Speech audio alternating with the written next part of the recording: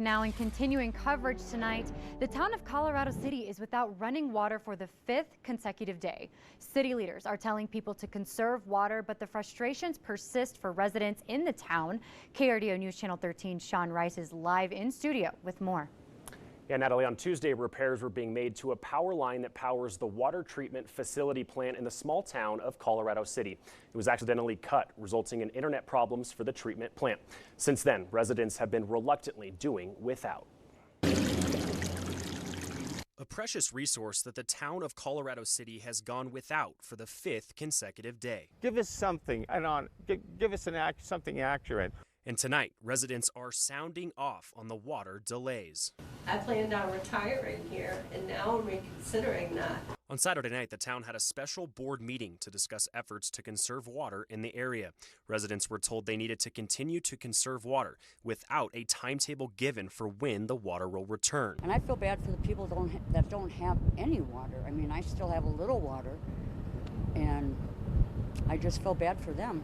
To make matters worse, residents in Colorado City reported discoloration in the water that they do have, with no answers given as to why the water woes continue. I wouldn't have known we had algae in the water unless I fill my hot tub. There's no communication until something goes bad. Then it falls on us to don't do this and don't do that. The Colorado City Metro Water District continues to tell residents to conserve at all costs, but the problems persist for people that are simply searching for answers. Well, I hope that it's fixed soon.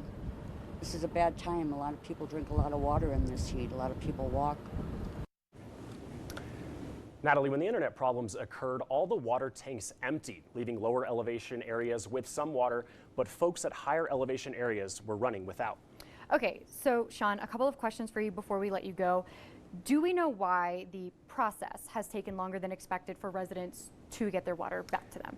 Yeah, from what we've been told, nobody in the town was ready for what they call a worst case scenario. This comes with water problems in the area, and so the filtration system was built in the 1960s, making it even tougher for crews to fix a likely outdated water system.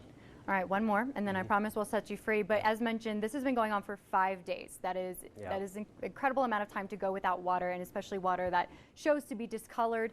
What is the city telling residents to do as far as conserving water? Yeah, so what they're telling them to do right now is limit all outdoor water usage. So if people have things like hoses or sprinklers, they're being told to just not use them entirely, even in lower elevation areas where people may still have running water. And that's, extremely unfortunate considering the lack of moisture lately. That is a big concern as we go into the thick of summer and those, the drought. So Sean, thank you for keeping an eye on that and that continuing coverage.